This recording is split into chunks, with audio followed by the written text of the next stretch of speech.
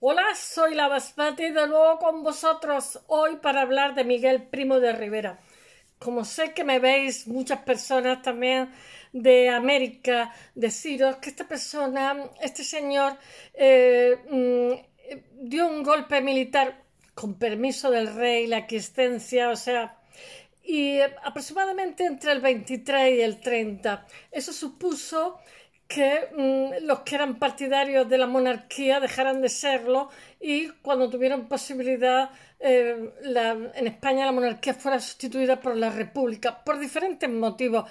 En muchas ocasiones se ha hablado de que las votaciones realmente fueron eh, favorables a la monarquía, pero eso no es cierto y además es un error decirlo porque a esta altura mangas verdes, porque todo el mundo sabemos que el país estaba lleno de caciques y en el único sitio donde se podía votar en condiciones era en las ciudades.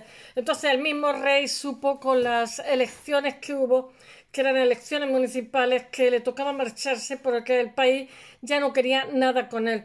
He de deciros que os voy a ir hablando y conforme me vaya acordando, he de deciros que en aquella época, en 1923, la subida de Mussolini al poder va a coincidir este 1923 con el golpe de Estado que va a dar Miguel Primo de Rivera, que él quería que fue ventajoso económicamente.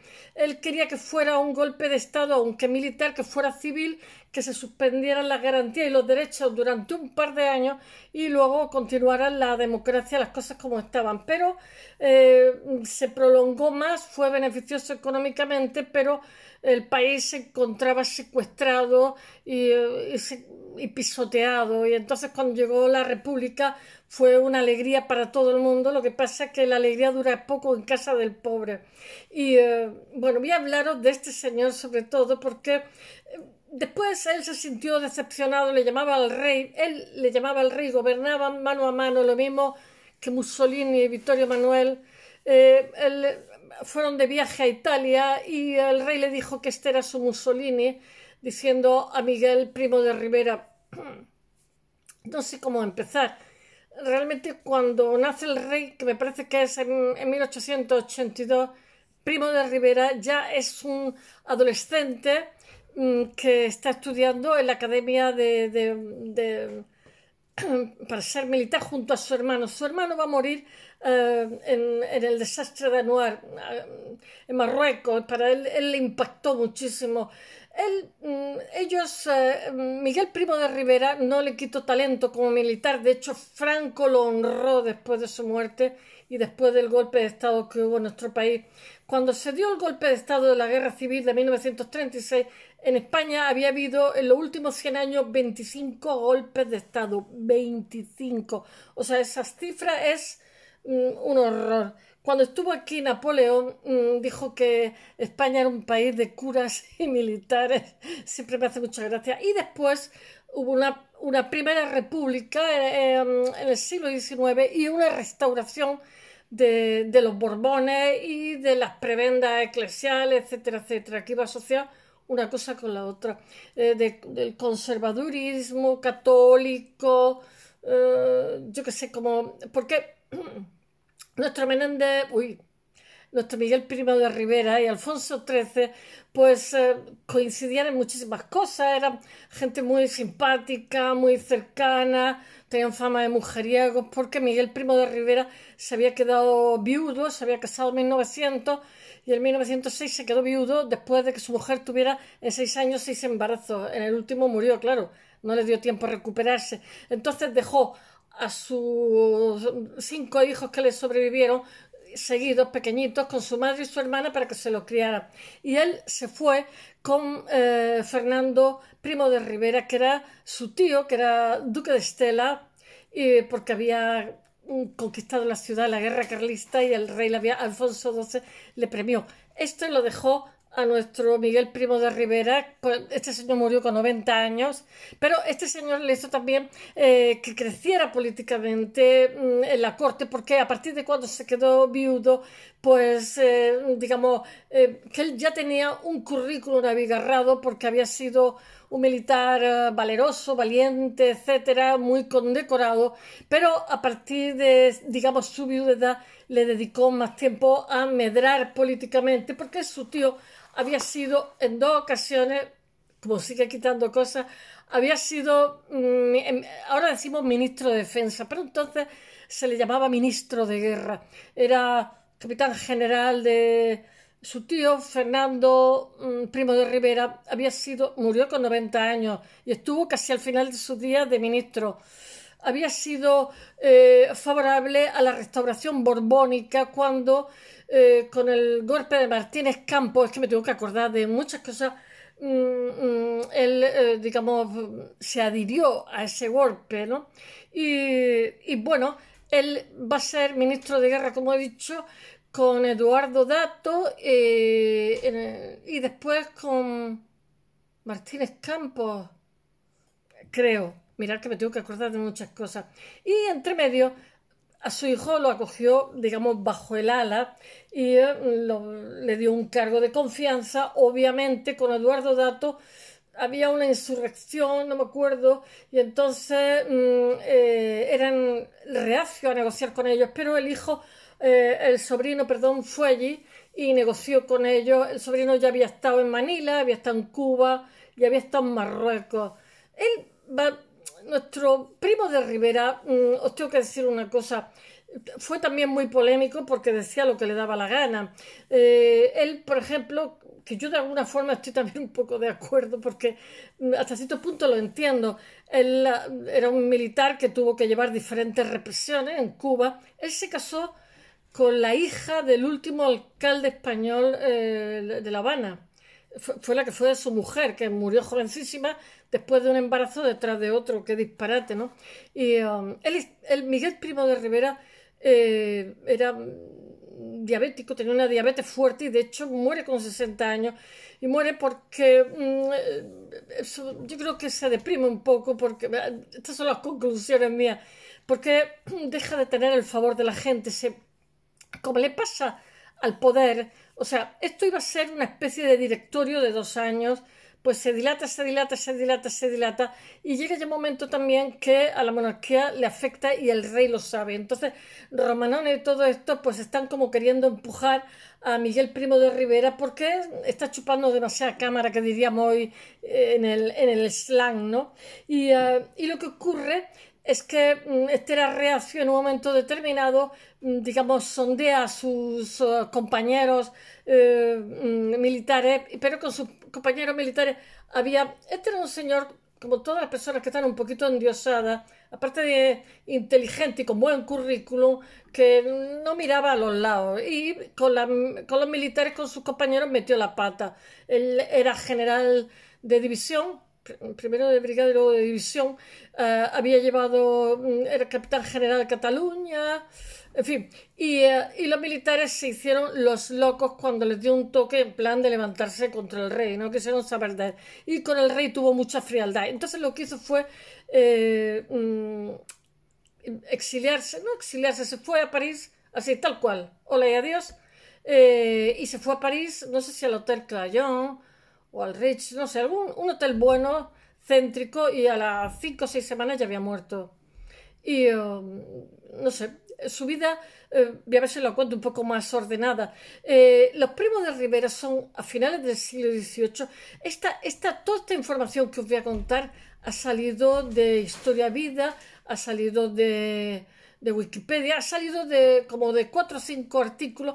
Yo lo sabía, hombre, pues lo he estudiado de niña, como todo en el colegio, ¿no?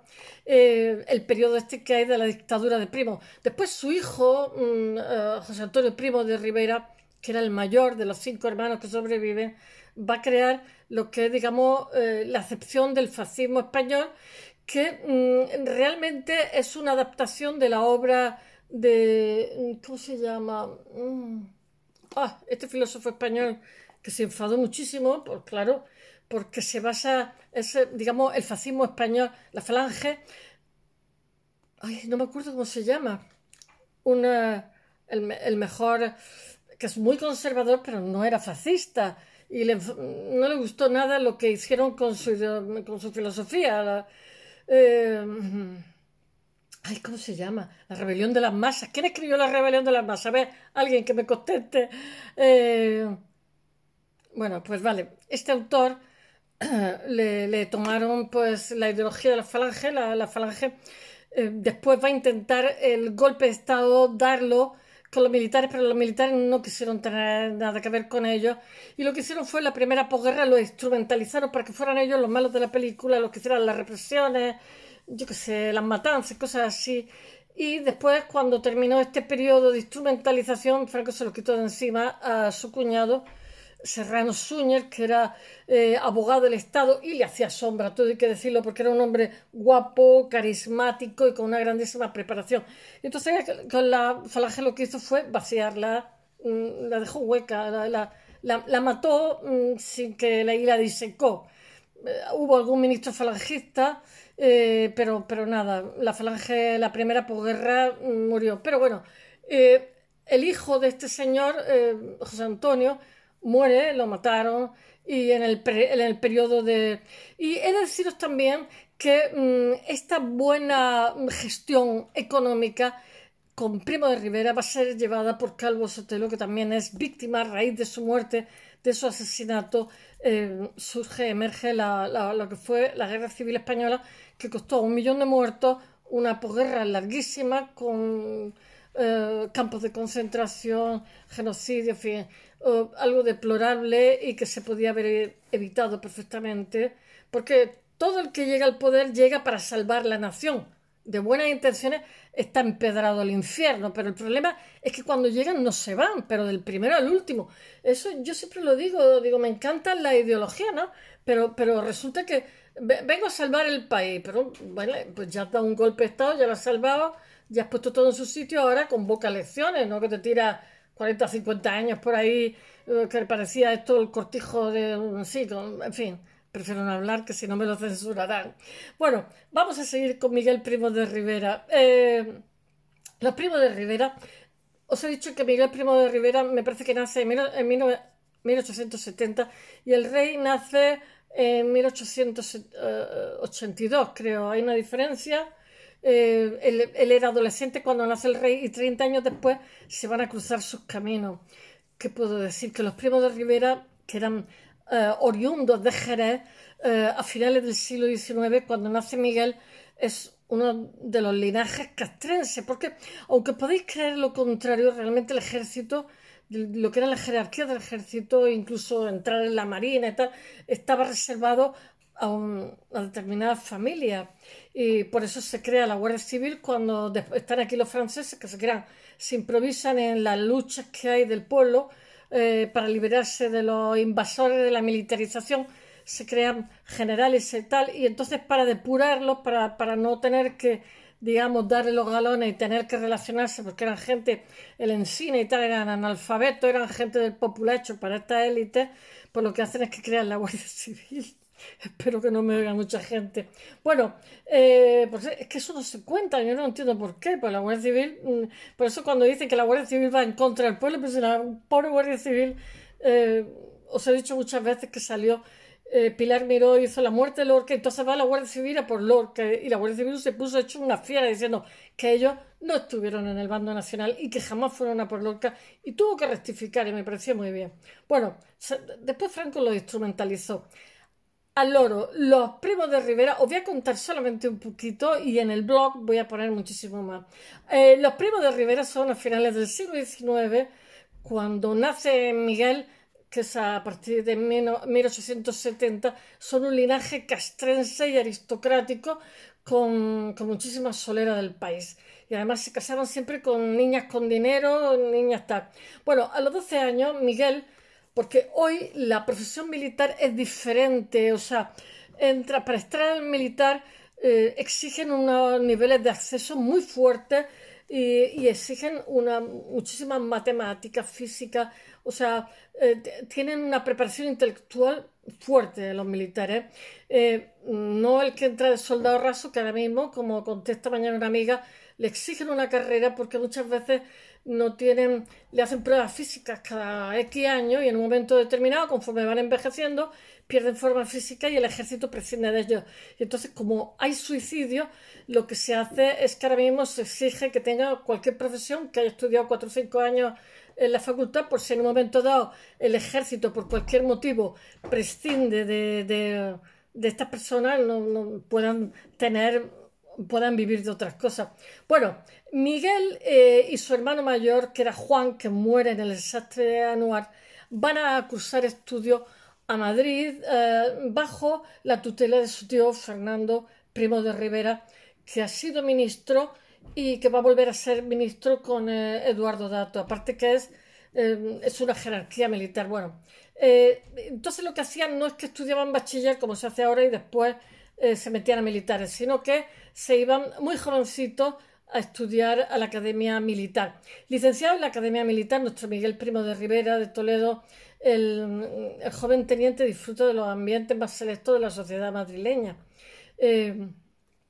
Pero su primera actuación realmente está en Marruecos, 1893. Vamos a tener un contencioso, ahora os lo contaré, donde va a atajar la rebelión que había de las cabilas, que eran las tribus bereber. Los bereber venían de Oriente, eran nabateos, estuvieron también en Granada, y porque Granada realmente, cuando se hace más conocida, es a partir de la conquista de Córdoba, que digamos viene a rebufo mucha gente, pero los que llegan allí, los bereber eran, que realmente es bárbaros, son gente muy adelantada a su época y de hecho hoy siguen manteniendo, están en el norte de Argelia y en el norte de Marruecos, y el rey nunca ha podido, la madre del rey actual es bereber, y el rey de Marruecos nunca ha podido con ellos porque son muy aguerridos, son muy orgullosos, tienen su propia lengua y son muy fuera, muy fieros.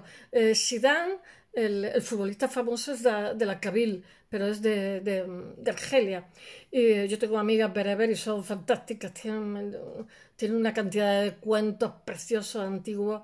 En fin, en torno a Melilla. En este Marruecos que hay previo al protectorado, Primo de Rivera encuentra un lugar perfecto para promocionarse, para dar rienda suelta a su afán de protagonismo, y lidera una acción, va a tener un currículum bastante apretadillo, lidera una acción heroica que le vale una condecoración y el ascenso a capitán. Fue también general muy joven, Tras aquel episodio, lo que pasa es que tenía una lengua que no se callaba.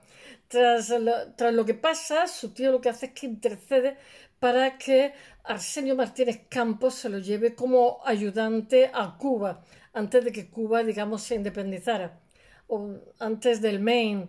Bueno, el general acaba de ser nombrado la máxima autoridad militar para acabar con la lucha independentista. Los pobres cubanos no los dejaban independizarse, que había surgido en ese momento en la India. La India en Cuba. Bueno, incapaz de atajar todo esto, la lucha, y ante su negativa de Martínez Campos de dar un baño de sangre, de una dura represión, Martínez Campos es destituido en un año, pero Primo de Rivera no se corta ni tres y sale reforzado de su periplo cubano. No se cortó ni tres en dar un baño de sangre y es nuevamente condecorado y ascendido a comandante con 26 años. En 1800 dicen los catalanes que qui no té padrinos batella. El que no tiene padrino no se bautiza. En 1898 este tenía padrino, lo estaba haciendo bien, pero tenía padrina.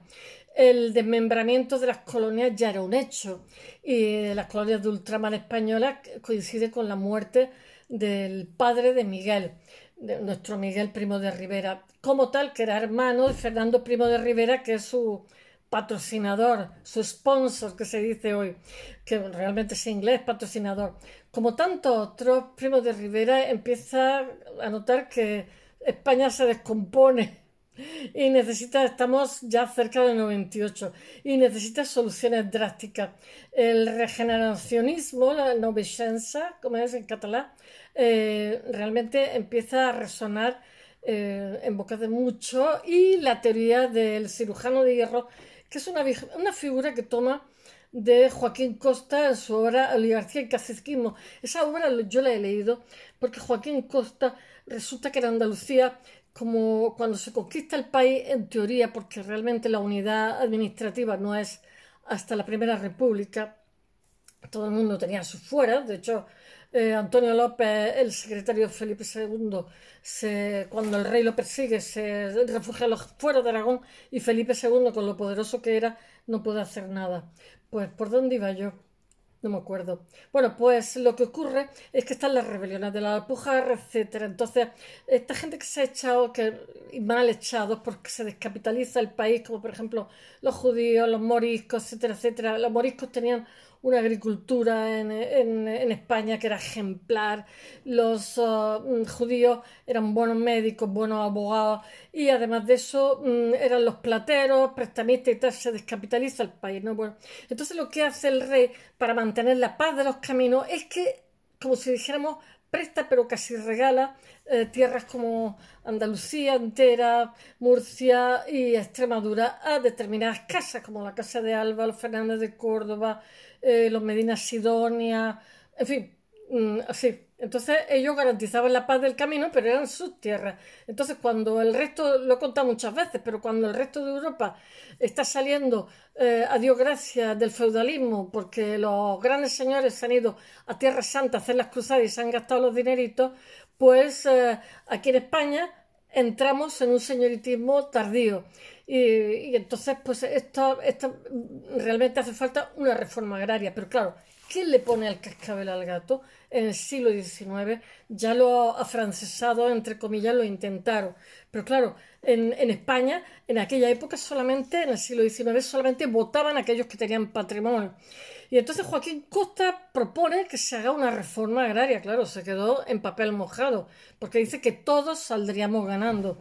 Y de hecho todavía sigue habiendo muchísimos territorios. Entonces, claro, siempre los andaluces hemos tenido fama, yo que sé, de perezosos y tal, porque no somos una zona industrial. Lo que pasa es que el concepto de espacio-tiempo, productividad es diferente aquí que en una zona industrial. No por ello somos más ociosos, es zona de mucho arte y de buenos escritores, buenos poetas, etcétera. Cada uno tenemos una gracia. Pero sobre todo es porque estas zonas se quedan económicamente mucho más deprimidas porque, digamos, aparte de que estamos apartadas del Estado, el Estado da la espalda y en un momento determinado se hace una Y que es apoyar en el siglo XIX las hilaturas de Cataluña, los altos hornos del País Vasco y Cartagena. Y el resto del país servía para, ¿cómo diría yo?, como granero, mano de obra barata para esto. Y bueno, así todo se intentó porque esta zona, Andalucía, Extremadura y Murcia, siempre han sido muy emigrantes intentando buscar unas oportunidades porque mozo de caballeriza nacía y mozo de caballeriza morías, no tenías oportunidad porque tu tierra pertenecía a determinado señor. Bueno, el caso es que oligarquía y caciquismo, nuestro país, España, ahora mismo es un país de caciques, un país agrario y con un atraso grandísimo, cuyo siglo XIX es un erial. Entonces, esto atrae a Miguel Primo de Rivera, este pensador. Miguel Primo de Rivera también lucha contra los caciques, porque además los caciques decidían a quién se votaba. Y si no lo conseguían de sus empleados, lo conseguían de las mesas electorales en las zonas rurales. Bueno, el pensador, ¿cómo se llama? Joaquín Costa, yo creo que no era aragonés, yo creo que era valenciano. Bueno, alude a un hombre con poderes superiores que es capaz de efectuar en la política una especie de operación quirúrgica con la que sanear la vida pública española. Claro, Joaquín Costa lo que pedía era reforma de todo tipo, ¿no? Reforma, un mejor reparto de la renta. Lo que se reivindica en general es eso, o sea, que el país estaba en manos de cuatro. Primo de Rivera simpatiza también con el postulado de uno de los más importantes líderes de la época, que es Antonio Maura. Sí, es que el tío había sido ministro de guerra con Maura, ministro de guerra con Eduardo Dato y no sé, convertir en campo, no sé. Bueno, el político Sanjurjo quería mucho a Miguel Primo de Rivera, ¿eh? Y de hecho, cuando todos le dan la espalda, Sanjurjo no le da la espalda. El político conservador Maura aboga por una revolución desde arriba que define, dice que es, tengo que leerlo, el advenimiento de una dictadura cívica. Mira, ya cuando empezamos con la palabra dictadura, ya se me ponen las orejas de punta. Cívica e inteligente, austera y preparatoria de la regularidad jurídica en la vida popular, en la del Estado. Bueno, como oficial excedente, Primo se instala en Madrid y se codea con la alta sociedad y se casa con una chica, una joven aristócrata, Casilda Sáez de Heredia, de buena familia, y Sáez de Argudín, que el padre habría sido el último alcalde en Cuba. Es destinado al campo de Gibraltar al frente del batallón de cazadores de Talavera. Bueno, en aquel destino vive su etapa más feliz, dice él, la etapa más sosegada, que está definida como los felices años de Algeciras.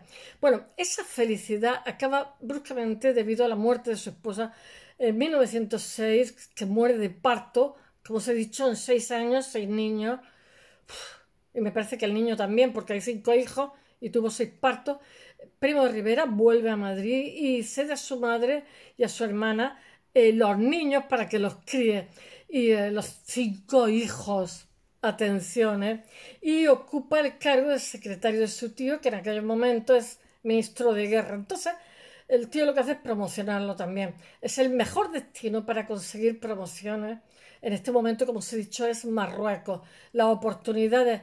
Él dice que hubiera permutado Ceuta y Melilla por Gibraltar. Le hubiera dado a los ingleses Ceuta y Melilla porque decía que un soldado español estuviera fuera de Gibraltar, que era un peligro innecesario y que era una lucha innecesaria y una muerte innecesaria.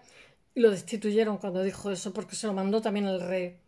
A mí me parece bien. Por Dios, no merece la pena morir en ninguna batalla. La oportunidad en batallas dialécticas, porque no se muere uno, se va luego a comer. La oportunidad le llega con las hostilidades iniciadas en África en verano de 1909. Allí tuvimos una. Y bueno, todo esto da pie a la Semana Trágica de Barcelona. En estos momentos, un chico que tenía que hacer el servicio militar era mandarlo al matadero, porque en Marruecos no estuvieron bien asistidos de municiones, comida y tal. O morían de hambre o morían por falta de munición. Y las familias muchas veces van a emigrar. Yo sé de familias de aquí que emigraron a Estados Unidos porque sus hijos tenían que hacer el servicio militar y de ninguna manera porque decían que era una muerte segura. Bueno, él rápidamente, nuestro Miguel Primo de Rivera, pide el traslado Ortega y Gasset, no me salía el nombre de quien José Antonio Primo de Rivera, hijo de Miguel Primo de Rivera, copia todo lo que es el ideario de Ortega y Gasset. Ortega y Gasset le enfadó muchísimo que se copiara, porque era suyo y porque no le pidieron permiso. Y es que Ortega y Gasset era como T.S. Eliot de Wasteland, era conservador, pero no era fascista. Él decía que, bueno, que estaban los cabezas de manada de la época de los griegos, que, digamos, era un líder al cual todo el rebaño seguía, pero no estaba en contra del fascismo totalmente y de todo y de la lacra, porque tener en cuenta que en 1923 ha subido Mussolini al poder en Italia, pero es que en 1933 creo, sube Hitler al poder y bueno, y está también la Francia de Vichy, que es servil con el régimen fascista. En fin, hay un boom del fascismo en estos momentos y bueno, todo esto Ortega y Gasset, digo, que se me olvida otra vez, abominaba y de los genocidios que hizo el fanatismo de la derecha. Bueno, él pide el traslado a la zona y logra, bueno, conquista el Monte Gurugú. El Monte Gurugú y la canción. Sí, Monte Gurugú está aquí al lado. Bueno, yo estoy a pocas millas de Melilla y el Monte Gurugú está ahí. Se ve la ciudad de Melilla. Ahora mismo están nuestras espaldas mojadas, nuestros chicos que se refugian en el Gurugú, que vienen de África y entonces pactan saltar la valla. Entonces, como son tantos, no pueden estar pendientes de uno a otro. Él vuelve a Madrid para regresar luego a África y ganar el ascenso a general de brigada a los 41 años, que era muy joven, ¿eh?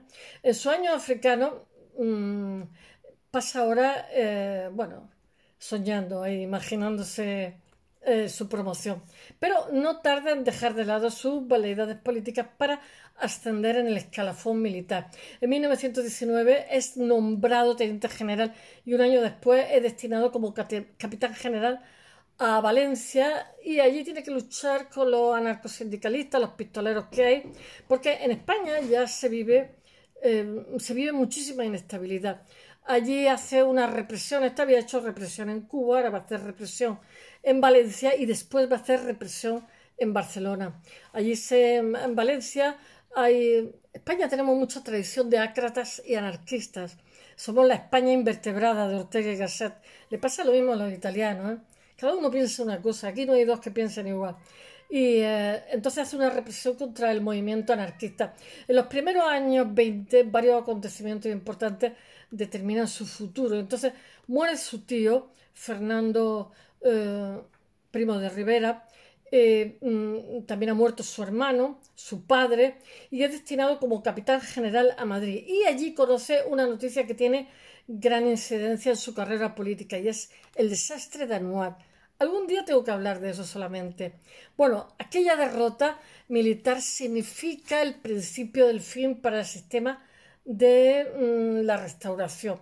Y las críticas por el fracaso español, y además de eso va a ser el tío de Picasso, hermano de la madre, el que va a intentar, ¿cómo se dice?, llegar a ver cuál ha sido la causa, quién ha sido el responsable, y porque hay una lucha contra el líder rifeño Abdelkrim, que había estado estudiando Derecho en España, y esto salpicó al rey por corrupto. Y el gobierno tiene que nombrar una comisión para depurar responsabilidades. Y aquí es donde va a estar el tío de Picasso, que era un militar muy inteligente y que, claro, tuvo que parar cuando llegó, o sea, fue subiendo, viendo la responsabilidad, quién era el responsable, pero claro, llegó a la máxima instancia, que es el rey, y ahí tuvo que parar y olvidarse de todo. Pero todo el mundo supo que era el rey el corrupto y que por su culpa murió muchísima gente. Bueno, Primo de Rivera se mantiene al margen de todo esto y de las críticas por su fidelidad al ejército, aunque en unas declaraciones suyas defendiendo una vez más el abandono de Marruecos le vale una sanción, porque dice que cambiáramos Gibraltar por Ceuta y Melilla, se quedaran los ingleses con que no merecía la pena. Y con 50 años accede a la Capitanía General de Barcelona, que es un cargo bestia, puesto que es nuestra ciudad, o sea, nuestra capital económica, desde donde asalta el poder. De ahí siente la necesidad de salvar el país del desbarajuste que hay, en el que se halla, que son conflictos con el ejército, levantamientos sociales, etcétera, contra la sangría marroquí. Es que era una muerte segura.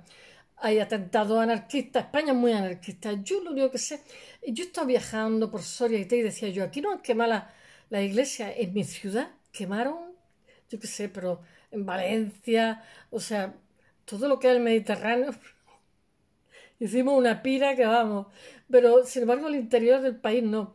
Bueno, también influye también su decisión, las propuestas del fascismo europeo en este momento, especialmente difundida desde la Italia de Mussolini, que llega al poder en 1923. En poco más de un año, Primo se forja una imagen, tiene un apellido muy italiano, Primo, una imagen muy latino también, de garante del orden y de la amenaza separatista catalana y las acciones del anarquismo, y consigue el apoyo de la Liga, que era el partido que representa el catalanismo más moderado. Después los traiciona, les prohíbe hablar catalán, bueno, de todo.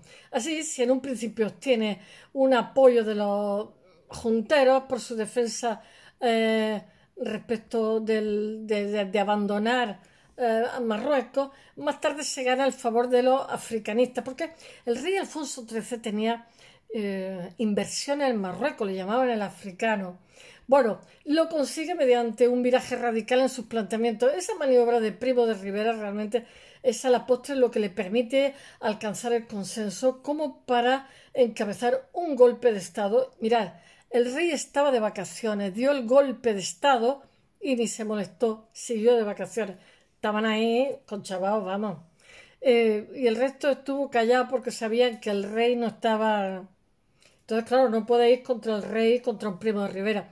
Tiene previsto dar el paso definitivo, el golpe de Estado, tras el verano de 1923. Pese que no las tiene todas consigo, el capitán general de Barcelona decide arriesgarse y envía el manifiesto al país y al ejército y en él muestra su propósito de regenerar España. Pensaba hacer 2 años y al final se tira un montón. Y porque lo echaron, si no, hubiera seguido. Estuvo viajando por toda España, comidas, comilonas, y lucha contra la corrupción de los políticos y de los caciques. Él dice que el país no puede moverse, porque, y es verdad, lleno de caciques de arriba abajo, abajo arriba. Pero también tiene como objetivo inmediato ¿cómo se dice? Evitar el auge de las continuas movilizaciones sociales contra los poderes establecidos. Claro, había malestar porque cuando no hay harina, todo es mohina. Y que hacía inviable todas las investigaciones que se hacían con respecto al desastre de Anual. Lo curioso es que el golpe triunfa más por la falta de reacción a él que por los apoyos que suscita. El rey, como os he dicho, estaba de vacaciones y ni se molestó en venir de las vacaciones ni en hacer declaraciones, siguió de vacaciones, como si nada. Y se inicia un deliberado compás de espera que el presidente del gobierno, Manuel García Prieto, entiende como un retiro de la confianza. Y ante la situación, el monarca, una dictadura, o sea, secuestran al país. El rey acepta a Primo más resignado que entusiasmado.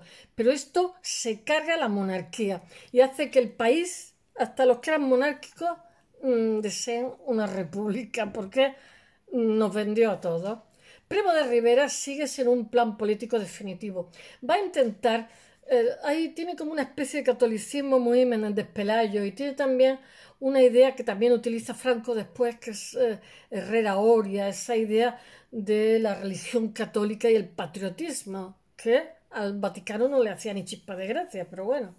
Su golpe consiste en asumir el poder durante un periodo transitorio que en teoría iban a ser 2 años y acaban siendo 7, para poner orden y después dejar paso a la política convenientemente causada por él. El dictador tuvo una buena gestión los 3 primeros años, sobre todo el directorio, con Calvo Sotelo, de gestión en el tema económico. El dictador y el rey se conceden 3 meses para llevar a cabo una acción de gobierno, que es purgar la clase política, restablecer la paz. ¿Quiénes son ellos para decir quién les parece bien y quién les parece mal? La gente lo que tiene que votar, ¿al santo de qué? Y encontrar una solución al problema de Marruecos. El primer gabinete de Primo de Rivera, bueno, Marruecos, lo que pasa es que en un momento determinado fue listo, y como que se retira, entonces Abdelkrim se cree que ha vencido, pero lo que pasa es que franceses y españoles unen sus fuerzas en Alucema y vencen a Abdelkrim. Se lo quitan porque es enemigo de ambos. El primer gabinete de Primo de Rivera dura hasta finales de 1925 y está formado por militares. Pues, ¿qué se podía esperar? El directorio militar tiene relevancia en cuanto que preserva el orden. Claro, si hay una dictadura y el toque de queda, ¿cómo va a haber desorden?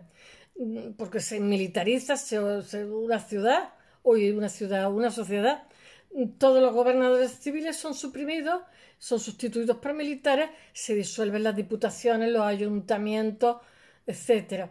Con ello se pretende controlar la influencia de los caciques y en el plano social se crea un partido único que es la Unión Patriótica, que era, yo qué sé, él y el apuntador Miguel Primo de Rivera y el rey, cuyo éxito dura lo que dura la dictadura. De cuanto deja de ser dictador, ya no hay partido. Además, si no había libertades, ¿para qué tener partido? En cuanto a la autonomía, Primo paga el peaje pactado con los sectores más españolistas, que es que prohíbe el catalán y clausura la Mancomunitat al poco tiempo de llegar al poder. O sea, y los catalanes se sienten traicionados también. El catalanismo moderado que lo había apoyado de Barcelona se siente absolutamente traicionado. Y a partir de ese momento, mirad, yo es que las lenguas, soy filóloga, a mí las lenguas no tienen la culpa de estas instrumentalizaciones políticas que se le ha hecho y que se le sigue haciendo, ¿eh? A partir de este momento las pobres lenguas son inocentes. A partir de este momento el referente catalanista es Francesc Macià, que es líder de Esquerra Republicana de Cataluña, pobrecillo también. El material laboral del régimen que propone un sistema de arbitraje entre los patronos y los obreros, y lo que hace es que UGT les apoya y reduce la conflictividad laboral. Hacen también, como decían que estaban en contra del comunismo, en España no había comunistas, tenían una sede y entonces la vandalizan y tal, pero no había. Es que siempre se ha usado mucho los comunistas españoles. Sí, hubo comunistas en un momento determinado, a lo mejor en los años 60 había muchos comunistas, pero era la gente que odiaba a Franco, que después, cuando llegó la democracia, pues ya no había comunistas. Bueno, pero el mayor éxito de la gestión de Primo es la solución del problema marroquí. Al poco de llegar al poder y debido a la posición de los generales africanistas, él da marcha atrás sus propósitos de abandonar Marruecos, porque decía que no merecía la pena que nadie muriera allí. En su lugar establece un frente al oeste del protectorado, pero eso supone una retirada de las fuerzas españolas. Y Abdelkrim, como os he dicho, lo toma como un triunfo, una victoria definitiva y decide atacar a los franceses. Los franceses y los españoles se ponen de acuerdo y se cargan a Abdelkrim, porque le estaba hostigando el cabecilla rifeño, el RIF. Bueno, se ponen de acuerdo, tienen una acción conjunta en Alhucemas. En cuanto, eso está aquí al lado también, en cuanto a la forma de gobierno de Primo de Rivera, pues es como una especie de padre de familia, yo qué sé, como un dictador populista. No se podía esperar otra cosa. Dijo que iba para 2 años y se queda y se queda. Y después se marcha encima deprimido como que el rey lo ha traicionado. El rey estaba viendo que se tambaleaba su estatus. Y entonces él intenta gobernar como quien tutela una familia numerosa. Y él hace muchísimos viajes, hace muchísimos discursos, le encanta estar en loor de multitudes por todo el país, hace intervencionismo en la prensa y le gusta, es muy personalista, tiene un ego como una casa. Y el éxito de Lucema hace pensar a Primo de Rivera que el breve paréntesis de suspensión constitucional podría alargarse. ¿Por qué no? Es que no hay un dictador que se salve, ¿eh? De verdad. O sea, todos van a salvar el país, pero ya que están arriba, ¿por qué no prolongarlo una temporada con lo bien que se está? Engancha, el poder engancha. Y entonces lo que hace es que cambia el directorio militar a los 3 años por uno civil. Y los años dorados del régimen son los 3 primeros. Los 3 siguientes al cambio de gabinete. Entonces se viven los mayores logros económicos, que son políticas fiscales alejadas del caciquismo, el fomento de infraestructura o la celebración de exposiciones universales, una de ellas en Sevilla y otra en Barcelona en 1929. Pero la cabezonería que tiene por mantenerse en el poder lo pierde, y es su torpeza con varios estamentos claves como son el propio rey y el cuerpo de artilleros del ejército. Tenía que haberse ido a motu propio y quizás lo hubieran recordado mejor. Le vale la animadversión de quien él tiene por amigo, y a ello se suma el rechazo de buena parte de la sociedad. Blasco Ibáñez dijo peste de la intelectualidad española. Claro, la suerte de aquel gabinete había estado muy ligada al éxito económico de su gestión en manos de José Calvo Sotelo, pobrecillo, que luego moriría. Pero os voy a decir una cosa, el que cayera también tuvo que ver con la crisis derivada del crack, fue el miércoles sangriento, ¿cómo era? Del crack del 29 de Wall Street, que realmente lo que hace es dar el golpe de gracia a la dictadura, a una dictadura que ya se tambaleaba y que estaba totalmente carente de apoyo. Y la petición de adhesión a sus colegas militares, lo que pasa es que no le hacen ni caso. Él presenta la renuncia al rey y se marcha a París, y a las 6 semanas y estaba muerto. Muere durmiendo, porque estaba muy deprimido, piensa que el rey lo había traicionado y en 6 semanas había muerto y que también lo habían traicionado sus compañeros. Bueno, tenía una diabetes muy fuerte y no aguantó esa somatización de su organismo. Espero que os haya gustado. Mañana más. Hasta mañana.